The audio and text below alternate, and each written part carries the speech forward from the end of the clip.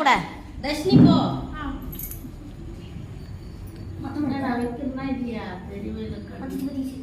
நீ நில்லுமா.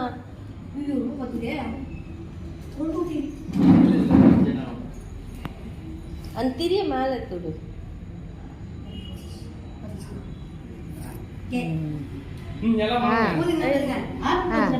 Happy birthday.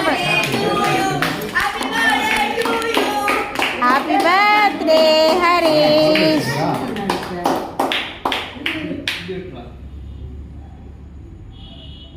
சின்னதாவே cut பண்ணு. கேக்கெல்லாம் இனிமேல் கடையிலே வாங்க வேணாண்டா.